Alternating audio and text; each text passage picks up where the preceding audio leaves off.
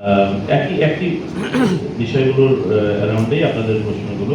এই প্রশ্নগুলো আজকে আমরাও জানতে চেয়েছি বিভিন্ন বাহিনীর কাছ থেকে, কারণ এগুলো আমাদেরও কনসার্ন। আপনারা যে বিষয়গুলো নিয়ে উদ্বিগ্ন, এগুলো আমরাও উদ্বিগ্ন, কারণ এটার সাথে ডেফিনেটলি নির্বাচনের পরিবেশের সম্পৃক্ততা আছে। কারণ তফসিল ঘোষণার পরে যাই হোক না কেন, সাধারণ আইন শৃঙ্খলা ঘটনা ঘটলেও সেটার প্রত্যক্ষ বা পরোক্ষ প্রভাব তো নির্বাচনের উপর পড়ে, পরিবেশের উপরে পড়ে। অন্ততপক্ষে মানুষ, আপনারা তো একটা বড় অংশ, আমাদের অংশীজন এবং আমাদের পার্টনার। আপনারা যদি নিরাপদ বোধ না করেন, কিভাবে আপনারা আপনাদের দায়িত্ব পালন করবেন? সুতরাং এই বিষয়গুলো আমরা জানতে চেয়েছি। আমরা যেটা অবহিত হয়েছি, একটা জাতীয় শোকের সময় যখন সবাই আমরা শোকে মুহ্যমান এবং সেখানে স্বাভাবিকভাবে ক্ষোভ প্রকাশের জন্য মানুষজন জড়ো হয়েছে এবং ক্ষোভ প্রকাশ করছিলেন, এর বা ছায়ায় এইটাকে ব্যবহার করে স্বার্থান্বেষী কিছু লোক এই ঘটনাগুলো ঘটিয়েছে আইন শৃঙ্খলা বাহিনীকে ওভার পাওয়ার করে। এই সুযোগ আর দেওয়া হবে না। Message is very clear. Sir আমি বলেছেন যে আবার যৌথ অভিযান শুরু হবে, সেটা কবে থেকে স্যার ঠিক করেছেন? অতি দ্রুত অ্যাকচুয়ালি অভিযান চালু আছে। আমরা যেটা বলেছি যে সম্ভবত এই যে চলমান ডেভিল হান্টের যে এটা প্রেস বিজ্ঞপ্তির মাধ্যমে জানানো হচ্ছে, প্রেস ব্রিফিং এর মধ্যে জানানো হচ্ছে না বিধায় আপনাদের বোধহয় কোথাও কোথাও আমার মনে হচ্ছে যে পরিমাণ এটা প্রচারণা পাওয়া দরকার সেই প্রচারণা হচ্ছে না। তো আমরা বলেছি এটা যেন নিয়মিতভাবে প্রেস ব্রিফিং এর মাধ্যমে জানানো হয় এবং তা আপনারা জানতে পারবেন। আমাদের কাছে আজকে যেমন আমি স্ট্যাটিস্টিক্স বলি, এই অপারেশন শুরু হওয়ার পরে শুধু একটি বাহিনী 56টা অস্ত্র উদ্ধার করেছে।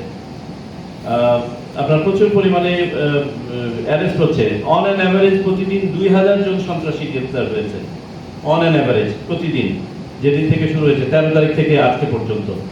আপনার অ্যামুনিশন উদ্ধার হয়েছে। আরো বেশ কিছু আপনার স্ট্যাটিস্টিক্স আছে, যেমন অবৈধ গাড়ি যেগুলো আপনার রাস্তায় চলাচল করে, বিশেষ করে মোটরসাইকেল কয়েক হাজার, সেগুলো চেক করা হয়েছে, কেস দেওয়া হয়েছে, তাদের আইনের আওতায় নিয়ে আসা হয়েছে। যে কারণে এগুলোর পজিটিভ প্রভাব ডেফিনেটলি আমরা দেখতে পাচ্ছি। কিন্তু আমাদের এত বড় একটা ঘটনা ঘটে গেছে তফসিল ঘোষণার পরের দিনেই, যে আমরা এই ব্যাপারগুলো এগুলো আপনার পেছনে পড়ে গেছে। স্যার আমার দুটো প্রশ্ন। একটা প্রশ্ন হচ্ছে যে ওসমান হাদির ঘটনা আপনি বলেছেন যে গোয়েন্দা বাহিনী আসলে সেভাবে প্রমুখী কাজ করেনি। এই নির্বাচনকে কেন্দ্র করে আমরা আগে দেখেছি গোয়েন্দা বাহিনী খুবই তৎপর ছিল, কিন্তু রিসেন্টলি আমরা সেটা দেখতে পাচ্ছি না। আপনার কথার প্রতিবাদ হয়েছে। তো এই যে গোয়েন্দা বাহিনী তারা সামনের দিনগুলোতে আপনাদেরকে সহযোগিতা কতটুকু করবে বা তারা প্রমুখী কাজ করবে কিনা, এই বিষয়টা আপনারা কতটুকু নিশ্চয় পেয়েছেন? আর দ্বিতীয় প্রশ্নটা হচ্ছে স্যার, ওই যে সেনাবাহিনী তারা হচ্ছে প্রিজাইডিং অফিসারের মাধ্যমে তারা ভেতরে কাজ করার যে সুযোগ সবসময় পেয়ে আসছে আইনের মাধ্যমে, কিন্তু এবার তারা চেয়েছে যে তারা যেন সব জায়গায় বিচরণ করতে পারে। এর আগে আমরা এই ধরনের ঘটনা শুনেছি, সেটা নিয়ে আপনাদের কোনো আমার মনে হয় আপনার প্রশ্নটাকে আমি একটু রিফ্রেশ করে দিই। আমরা কখনোই বলি নাই যে গোয়েন্দা সংস্থার কোনো সহায়তা পায় নাই। গোয়েন্দা সংস্থা তাদের কাজ করেছে। আমরা তদুপরি তাদেরকে প্রশ্ন করেছি যে এখানে কি কোনো ল্যাপস হয়েছে কিনা, যে এটা আইডেন্টিফাই করার কোনো সুযোগ ছিল কিনা, মানে এটা কোনো ফুটপ্রিন্ট পাওয়ার স্কোপ ছিল কিনা, সেগুলো নিয়ে একটু আমার মনে হয় ইন্ট্রোস্পেকশন করার স্কোপ আছে, এটা দেখার দরকার আছে। আর দেখুন, অগাস্টের 5 তারিখের পর থেকে, জুলাই 24-এর অগাস্টের 5 তারিখের পর থেকে আমাদের মানবিক পুলিশ এবং আরো আপনার হিউম্যান রাইটসের জায়গাগুলোকে সমুন্নত রেখে কাজ করার ব্যাপারে সকল বাহিনীর পক্ষে এক ধরনের নির্দেশনা ছিল। আমাদের কাছে মনে হয়েছে এই ভালো উদ্যোগটা কেউ কেউ খারাপ সুযোগ নিয়েছেন। আমরা ইলেকশন কমিশনের পক্ষ থেকে কঠোরভাবে বাহিনী সমূহকে বলেছি এবং সংস্থা সমূহকে বলেছি, আমরা মানবিক হব যারা মানবিক তাদের প্রতি। যারা দস্যুতা করতে চায়, ভ্যান্ডালিজম করতে চায়, নির্বাচনের পরিবেশ নষ্ট করতে চায়, আমার ভাইকে হত্যা করতে চায়, তাদের প্রতি মানবিক হওয়ার দরকার নেই। Message is very clear. G, 20 minute সময় দিয়েছে যে এই 20 মিনিটের মধ্যে আপনি তাদেরকে নেমে নিয়ে আসবেন। এই ঘটনাকে স্যার আপনি কিভাবে দেখবেন? আচ্ছা, আমি ডিটেইল ওখানে মিনিট বাই মিনিট কি ঘটেছে, কার সাথে কি কনভারসেশন হয়েছে, এটা সম্বন্ধে আমি অবগত নই। আর এই ব্যাপারটাকে আমরা ইনডাইরেক্ট আলোচনায় এসেছি, কারণ এটা একটা ভ্যান্ডালিজম এবং এটাও আমাদের নির্বাচনী পরিবেশের উপরে প্রভাব ফেলছে। ওখানে ঘটনাটা কিন্তু নির্বাচনের সাথে সরাসরিভাবে রিলেটেড না, তদুপরি আমরা ডিসকাশনে নিয়ে এসেছি, কারণ এটার সাথে আমাদের স্বার্থ জড়িত আছে, সার্বিক পরিবেশ পরিস্থিতি এটার সাথে রিলেটেড। তো আমার মনে হয় এই ব্যাপারে আমি উত্তরটা ইতিমধ্যে আপনাদেরকে দিয়েছি, যে একটা বৃহত্তর আবেগ এবং অনুভূতিকে কাজে লাগিয়ে দুষ্টচক্র যে কাজটি করেছে তাদের বিরুদ্ধে আইনি ব্যবস্থা নেওয়া হচ্ছে মর্মে আমাদেরকে আশ্বস্ত করা হয়েছে। ইতিমধ্যে অন্ততপক্ষে 20 জনকে চিহ্নিত করা হয়েছে, তাদেরকে আইনে আওতায় নিয়ে আসা হয়েছে মর্মে আমরা নিশ্চিত হয়েছি। তো আপনারা অপেক্ষা করুন, আমি নিশ্চিত যে যে অপকর্ম করেছেন তার প্রতিদান তারা পাবেন। স্যার আমি এখান থেকে বলছি স্যার, সেটা হচ্ছে যে গত 3 নির্বাচনের পর এটা একটা উৎসবমুখর নির্বাচনের প্রত্যাশা সভা। তো এখন যে আইন শৃঙ্খলা যে পরিস্থিতি, আপনারা কি মনে করছেন যে এই অবস্থাতে একটি উৎসবমুখর নির্বাচন করা সম্ভব হবে? এবং মানুষের ভিতরে যে শঙ্কাটা, যে নিরাপদে ভোট কেন্দ্রে যাওয়া ফিরে আসা, প্রার্থীর ভিতরে যে শঙ্কাটা, যে নিরাপদে সে ক্যাম্পেইন করবে, সেই জায়গাটা থেকে আপনারা কি তাদেরকে আশ্বস্ত করতে পারছেন কিনা?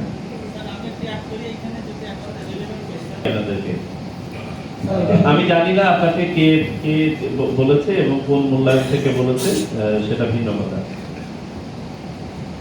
আপনারা খেয়াল করে দেখবেন আমাদের আমরা প্রত্যেকটা নির্বাচনের তফসিল ঘোষণার পর থেকে যে সময়টা আমরা পার করেছি, আমরা একটা মোটামুটি স্ট্যাটিস্টিক্স নেওয়ার চেষ্টা করেছি আজকে, যে কি ধরনের ঘটনাগুলো ঘটে থাকে একটা সাধারণভাবে।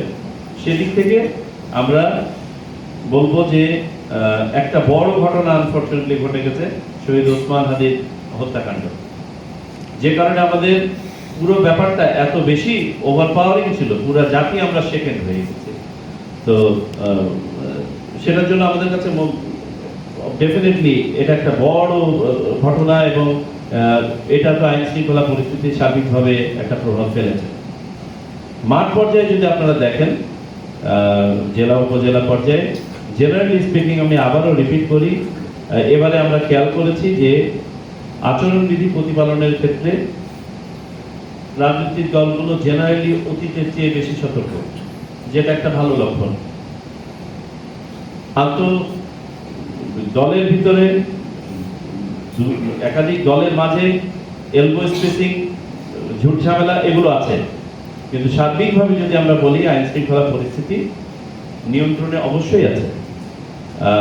আরেকটা বিষয় সামনে এসছে, যে যারা নির্বাচনকে বিঘ্নিত করতে চায়, আন্ডারমাইন করতে চায়, তাদের টার্গেট কিন্তু মূলত শহর এলাকা, খেয়াল করে দেখবেন। এবং তারা খুব খুব অর্গানাইজ ভাবে সম্ভবত টার্গেটেড কর্মকাণ্ড করছে, যাতে করে এটার প্রভাব এত বেশি হয় যেন জনগণের জন্য এটার শঙ্কাটা ছড়িয়ে পড়ে। আমরা এগুলো সবই চিহ্নিত করেছি, জনমনে যাতে স্বস্তি ফেরত আসে, মানুষ যেন আশ্বস্ত হয়, রাজনৈতিক দলগুলো যথাযথভাবে যেন তাদের রাজনৈতিক কর্মকাণ্ড করতে পারেন, নির্বাচনী যে তফসিল আছে সেই অনুযায়ী সকল কাজ যেন নির্বিঘ্নে সম্পন্ন হতে পারে, সে ব্যাপারে আমরা নির্দেশনা দিয়েছি। তবে আপনাদেরকে এটা বলি যে চোরাগুপ্তা হামলা হচ্ছে যারা হেরে যায় তাদের একটা কৌশল, এবং এইগুলোকে প্রতিহত করার জন্য যা যা মেজার নেওয়া প্রয়োজন সেগুলো নিতে হবে। তারপরে তার যদি কেউ এগুলো ঘটানোর দুঃসাহস দেখায়, তারা যেন পালাতে না পারে, সেই জন্য আমাদের সবাইকে সচেতন হতে হবে। গোয়েন্দা সংস্থা সহ বাহিনী সমূহকে আমরা এটার ব্যাপারে সচেতন করেছি। রাজনৈতিক দল এবং প্রার্থীদের প্রতি আমাদের নিবেদন থাকবে, অপরিচিত ব্যক্তি যে আপনার বন্ধু সেজে বা আপনার সমর্থক সেজে, কর্মী সেজে আপনার পাশে আসছে, যাচাই করে নেবেন দয়া করে। আর নিজেদের নিরাপত্তা সম্পর্কে সামান্যতম যদি আপনাদের মাঝে কোনো আশঙ্কা থাকে, দয়া করে স্থানীয় আইন প্রয়োগকারী সংস্থার সহায়তা নেবেন। আমার একটা প্রশ্ন ছিল স্যার, সেটা হলো নারায়ণগঞ্জ 4 আসনের একজন সম্ভাব্য প্রার্থী বেশ কিছুদিন আগে তিনি তার নিরাপত্তাহীনতার কারণে সেই নির্বাচন থেকে সরে দাঁড়িয়েছে। তো সার্বিক পরিস্থিতি এখানে কি মানচিত্র তুলে ধরছে? আপনার শেষেরটা দিয়ে শুরু করি। যে আমি জানি না উনি কি বলেছেন, বাট আমি দেখলাম যে উনি আবার নির্বাচনে ফেরত এসেছেন। আমি ঠিক জানি না এটাকে আইন শৃঙ্খলা পরিস্থিতি নাকি তার ব্যক্তিগত বিষয় নাকি তাদের দলীয় কোনো বিষয়, আমি ঠিক জানি না। সুতরাং আমরা যে কোনো একটা লাইনে ব্যাখ্যা করলে বোধহয় ভুল করবো। যে দুটো কমপ্লেইনের ব্যাপারে বলেছেন, আমার সাথে একজন দেখা করেছিলেন এর মধ্যে, জনৈক রাজনৈতিক নেতা, এবং আমি ওনাকে জিজ্ঞেস করেছিলাম যে উনি কোনো পুলিশের কাছে কোনো কমপ্লেন করেছেন কিনা। উনি লিখিত কোনো কমপ্লেন করেন না। ওনার যে ঘটনাটা ঘটেছে এটা হচ্ছে গত 7 তারিখে তফসিল ঘোষণার আগে। আমাদের তফসিল ঘোষণা হয়েছে গত 11 তারিখে। তো আমরা ওনাদের সবাইকে সাজেস্ট করেছি, দেখুন আমাদের আজকে আরেকটা বিষয় আলোচনা করেছি আমরা, কমপ্লেইন ম্যানেজমেন্ট। যে বিভিন্ন পর্যায়ে হতে পারে আচরণবিধি সংক্রান্ত, হতে পারে অন্য যে কোনো যে কমপ্লেইনগুলো আসবে, সেই কমপ্লেইনগুলো ম্যানেজমেন্টের জন্য আমরা আবারও বলি সব যে কোনো রুটে ওনারা চ্যানেলিং করতে পারেন। আইন শৃঙ্খলা রক্ষাকারী বাহিনীর যদি সদস্যরা তার কমপ্লেন না নেয়, ওখানে ইনকোয়ারি কমিটি আছে, ইনকোয়ারি কমিটির কাছে কমপ্লেন করতে পারেন। উনি রিটার্নিং অফিসারের কাছে কমপ্লেন করতে পারেন, সহকারী রিটার্নিং অফিসারের কাছে কমপ্লেন করতে পারেন, ইলেকশন কমিশনের কাছে রিটার্ন কমপ্লেন করতে পারেন। কমপ্লেন টপ ডাউনও হতে পারে, কমপ্লেন বটম আপ হতে পারে। আমরা একটা কমপ্লেন পেয়ে যথাযথ কমিটির কাছে সেটা তদন্তের জন্য প্রেরণ করব, সেই কমিটি সেটা অনুযায়ী ব্যবস্থা নেবে। সুতরাং কমপ্লেন যদি কারো থাকে তাদেরকে অনুরোধ করব লিখিতভাবে যথাযথ সময়ে কমপ্লেন করবেন এবং সেই কমপ্লেনের উপর অবশ্যই ব্যবস্থা নেওয়া হবে কমপ্লেনের স্বরূপ নিরূপণ করে। স্যার বলছেন তারা কোনো নির্দিষ্ট মেসেজ আপনাদের দিয়েছেন কিনা, আপনারা কোনো বিষয় তাদের কাছ থেকে কি জানতে ছিলেন? আর সৈয়দ ওসমান হাদির হত্যাকারী যে দেশ থেকে পালিয়ে গেছে এরকম একটা আমরা শুনতে পাচ্ছি, এই বিষয়ে আপনাদের কিছু বলছে কিনা? এবং আপনি গ্রেপ্তারের কিছু ডেটা দিলেন, এই যে 2টি পত্রিকায় হামলা হলো এখানে কেউ গ্রেপ্তার হয়েছে কিনা এটা যদি আপনি বলতেন। ধন্যবাদ। আমি আবারও বলি, পত্রিকার ব্যাপারটা হচ্ছে পরোক্ষভাবে আমাদের সাথে রিলেটেড সার্বিক আইন শৃঙ্খলা পরিস্থিতির বিষয় বিধায়, যেহেতু বর্তমানে তফসিল ঘোষণা করা হয়েছে এবং একটা সময় আমরা এই জন্য এটা জানতে চেয়েছি। আমি আবারও বলি, তারা আমাদেরকে বলেছেন যে তারা সংশ্লিষ্ট যে পারপেট্রেটর তাদেরকে চিহ্নিত করেছেন এবং ব্যবস্থা নিচ্ছেন। কয়জনকে অ্যারেস্ট করেছেন, কখন করবেন, এগুলো আমার মনে হয় আপনারা বাহিনীর কাছ থেকে জানতে পারবেন। 3 বাহিনী প্রধানের সাথে আলোচনার বিষয়ে আপনাদেরকে বলি, 3 বাহিনী প্রধানের সাথে আলোচনায় তারা আমাদেরকে সমন্বিতভাবে তাদের প্রস্তুতির ব্যাপারে জানিয়েছেন যে একটা সুষ্ঠু সুন্দর নির্বাচন ডেলিভার করার জন্য যা যা প্রস্তুতি নেওয়া সম্ভব প্রয়োজন তা তারা নিয়ে রেখেছেন এবং যত ডেভেলপমেন্ট যেভাবে করা দরকার সেটা তারা করতে যাচ্ছেন। যেমন সেনাবাহিনী 1 লক্ষ ডিপ্লয় করবে, যার 1/3 অলরেডি মাঠে ডিপ্লয়েড আছে, বাকি 2/3 এখন থেকে স্লোলি ডিপ্লয়েড হয়ে যাবে এবং নির্বাচনের আগেই শুধু লাস্টের 5 দিনের জন্য না, তারও আগে 1 লক্ষ ট্রুপস মাঠে ডিপ্লয়েড হয়ে যাবে। দ্বিতীয় জিনিস, তারা যেটা আশ্বস্ত করেছেন যে মাঠ পর্যায়ে সমন্বিতভাবে তারা কাজ করছেন এবং যেখানে যেখানে তাদের ডিপ্লয়মেন্ট আছে পুরো দেশে কোনোখান থেকে একজনও কমানো হয় নাই। মাঝখানে যে কথা হয়েছিল যে কমানো হবে, সেগুলো কমানো হয় নাই, সেগুলো আছে, এখন আরো বেড়ে যাবে এবং তারা পূর্ণ নিয়ন্ত্রণ নিয়েই কাজ করছেন সেখানে। আর আমাদের পক্ষ থেকে আমরা যে মেসেজগুলো দিয়েছি যে আমরা যৌথ বাহিনী অপারেশনের ব্যাপারে বলেছি এবং কোঅর্ডিনেট করতে বলেছি। আমরা জেলা যে সেল আছে সেই সেলগুলোকে আমরা অস্ত্র উদ্ধারের ব্যাপারে বিশেষ জোর দিয়েছি, সন্ত্রাসী কার্যক্রমের ব্যাপারে বিশেষভাবে জোর দিয়েছি যাতে এগুলো না হয়, সন্ত্রাসীদেরকে আটক করে আইনের আওতায় নিয়ে আসা, ম্যাজিস্ট্রেসির ব্যাপারে জোর দিয়েছি এবং বাহিনী ম্যাজিস্ট্রেট সমন্বিতভাবে কাজ করার ব্যাপারে জোর দিয়েছি, কমিটিগুলো সমন্বিতভাবে কাজ করার ব্যাপারে জোর দিয়েছি।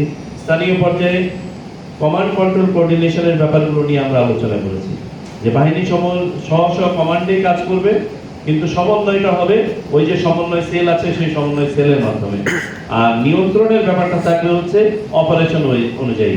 ধরুন কোনোখানে একটা অপারেশন হচ্ছে, সেই অপারেশনে কয়েকটি বাহিনী একসাথে অংশগ্রহণ করছে, সেইখানে তাহলে একটা লিড নিয়ন্ত্রক নির্ধারণ করতে হবে যার নিয়ন্ত্রণে থেকে ওই সময়ের জন্য ওই কাজটা করবে।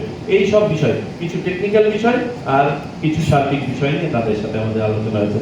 তারা আমাদেরকে আশ্বস্ত করেছেন যে তাদের বাহিনী সমূহ পুরোপুরিভাবে প্রস্তুত আছে এবং তারা একটা ভালো নির্বাচন করার জন্য বদ্ধপরিকর। আমার মনে হয় শেষ করি আজকে মতো। Thank you sir. আরেকটা প্রশ্ন করতে চাই আর কি, কিন্তু হাদির ঘটনায় যে আমরা দেখেছি যে আমি আপনাদেরকে বলি আমাদের মাননীয় আইন উপদেষ্টা ইতিমধ্যেই এই ব্যাপারে আপনাদেরকে মিডিয়াতে বলেছেন যে এই যে সন্ত্রাসীদের জামিন পেয়ে যাওয়ার ব্যাপারে। সুতরাং আপনারা ওটা যদি শুনে না থাকেন শুনে নেবেন।